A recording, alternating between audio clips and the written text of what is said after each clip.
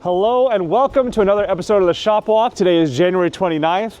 I'm excited to show you some stuff. I do apologize in advance. I clearly have a mask on. I am sick, so I'm just trying to make sure that I remain the only one that's sick and not spread it to everyone else. So I'm sorry about this in advance, but that's what we got to do for the next day or two.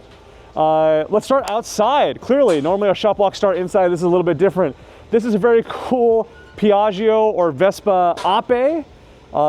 Rabbit Foods, one of our clients here. This really sweet lady makes some cool stuff. She uses this for her farmer's market vehicle, that kind of thing. And so over the last few months, we've done varying amounts of service work for her on this, made it a runner, done a couple other things. And now what we're doing is installing a winch in her trailer to make it a lot easier, because normally you have to manually drive the thing up and bring it back down. Riding it up is not that difficult, but it's super narrow. Like, I mean, honestly, there's 5 inches on either side of room to get it up and get it down. And then once you get it up, you got to shimmy. I've had to do this myself when this has been here for service. Riding it up is no problem. It's actually a lot of fun. I really enjoy driving one of these things. It makes me think of growing up in India and doing those tuk-tuk things with the Bajaj scooters. But yeah, once you get it up here, it's so hard to get out. It's a total pain. So we are installing a winch right now. Kelly's working on this and doing some test fitting right now.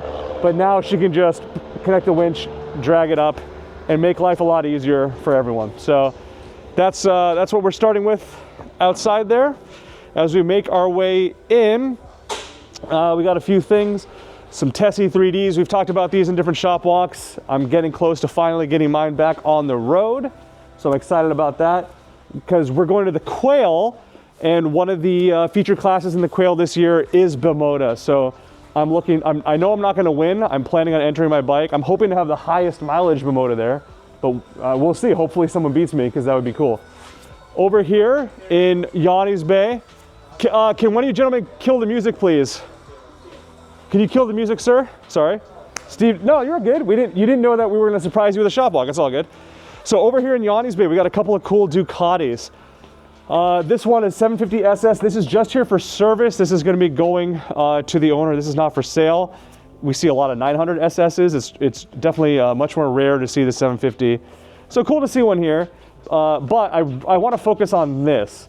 So it looks like you are draining fuel out of the tank here. Oh, gosh, yes. So this is a 999R, 999R. It's a 2006 model. This is cool for a couple of reasons. One, it has less than 300 miles on it. It's going to be going up on our auction site very soon. Hopefully this week, latest next week. But yeah, the seller dropped it off for us to work on. It, despite, the low mileage obviously is a highlight. It was serviced in 2023 by Ducati Newport Beach. Got fluids, got new tires, it got the belts done. It's basically, it's ready to ride. And so, but Yanni's confirming that. So there you go. He'll let us know if there's anything that it needs, and we'll talk to the seller if it should get something done before it goes up for auction. But yeah, this looks pretty, it looks pretty clean. It just looks like it's been sitting for, it got serviced 2 years ago, and it just seems like it's been sitting since then. And that's okay. Could use a detail, and we'll figure that out with the seller. But this, I'm very excited about this one. It's gonna go up. It might be a no reserve bike. We'll see. But either way, it's gonna be a really cool one. Super low mile, 999R, in red. We have a couple clients that are looking for. It might not even make it to the auction site, because sometimes we do these videos and people reach out to us and just go, "I want that. What is it? What's it gonna take?" And then we'll work something out with the seller. But yeah, it's got the red key. It's got the black key. It looks like only one black key. There might be an extra one in the paperwork. I'll have to look, but it's also got the code card there, and it's going to come with Yanni's seal of approval. My man, there we go. Sweet. So that's over there in Yanni's Bay. Ollie, unfortunately, is out today. He's feeling sick. There's a little bit of a bug going around, which is again why I'm wearing this. So sorry about that. But over here in Steve's Bay, I just want to focus on the Bellleria. What's up, Professor? She's a runner. She's a runner? Yeah. Oh, wow. Okay. Well, I don't have the battery hooked up at this Okay, fair enough. All right. Tell you what, we might add a little clip to the end of this just to show it. This is a Bimota YB9 Belleria, I believe, if I remember correctly, their first two-seater bike. It uses, so the YB9 that tells you, the Y tells you it's a Yamaha powered motor. This sold on our auction site a while back. It was not running when it was sold for a variety of reasons. And the biggest issue for us was the dash did not work. We were able to, it took us months, almost a year? More than a year. It's the same. Oh, okay. All right, fair enough. So after replacing the dash, this dash has the same issue. Oh, okay. Well, there you go. So Steve has learned some stuff. We had to track down a dash from Sweden because it's not like dashes for these are highly available, but sounds like Steve, based on us finding the new dash, that was able to teach him something that he needed to do. But yeah, there you go. So anyway, this is, it's an interesting bike. You can see that baby blue bodywork over there, which is pretty crazy. You've got the fuel cell, you've got all kinds of stuff. But yeah. I have all this put on now, so now I can. Oh my God! He just took it off. There you go. NOS dash. Steve just pulled the plastic off there. And these, it's so, how 80s is that? I mean, Jesus. It's really, really similar, if not identical. It's really similar to the dash you get on a Bimota Tessie 1D, which is pretty cool. But you have all these different things. This is kind of like Honda S2000 style, right? That tack that goes as a bar graph there. Water, I'm assuming temperature. Water pressure doesn't really seem really relevant. So water temperature, your speed, odometer, probably a trip meter there. And then if I remember correctly, the fuel is not a bar. It's like, it says like 1 or 1/2 or 1/3 or whatever, depending. I had not seen. It's silly Bimota things, and I say this as a Bimota fan, but silly. One of the look how cool this is though. This is in the way a bit, but just the fact that they bothered to just mill that out. Yeah. They're like, I mean that's God. Workmanship on the aluminum is really nice. Yeah, there you go. So sorry, you're not mic'd up. So I just want, yeah. So Steve was just saying the workmanship on the aluminum is very, very nice for sure. You got the Yamaha motor. So we'll see. Even the handlebars, you know. Yeah, that's true. The handlebar, I mean, just look at that. Look at that finish. Like it's just, God, they really used to do some cool stuff, and then the OEMs caught up and get into the late 90s, early 2000s. It didn't really make as much sense to buy a Bimota because the OEMs were doing good stuff. Okay, tell you what, we may come back to you if you feel like hooking this up. Just to I gotta fill the new battery and then. Okay, so I'll tell you what, we'll save this for another shop walk then. Jumper on it and start it. Okay, well tell you what, we're gonna decide.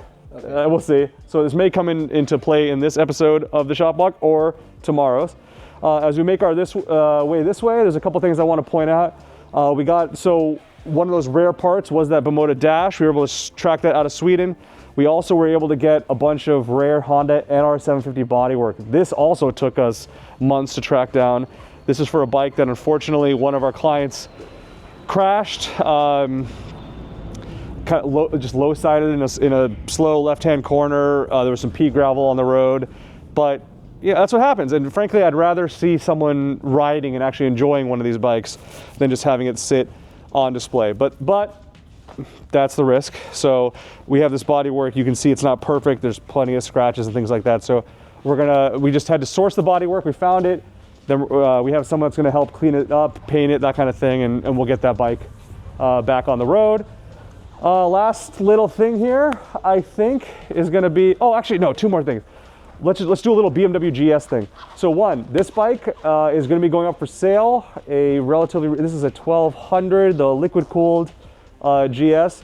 So this is gonna go up for the service department to do an inspection on, and then we'll get it sold. This 1250 comes from the same seller, and it will, but this was just service.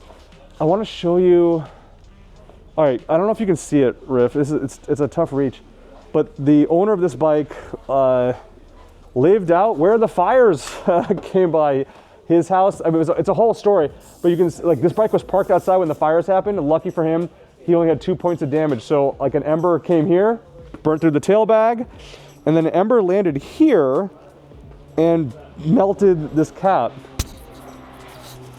So that's pretty crazy. But so luckily for him, the bike's relatively okay. So He's gonna have us do some service work to clean up that kind of stuff. But again, his the other GS he's gonna sell. This Bultaco Matador we just picked up. This sold on our auction site. The seller of this, a really cool guy, Charles Fleming. He used to be the automotive and motorcycle reviewer for the LA Times. That's how him and I met, like at press launches back in the day. Big fan of his. So he sold a few bikes with us and we really appreciate that. And lastly, I'm gonna wrap this up with here, 1981 BMW R80 GS.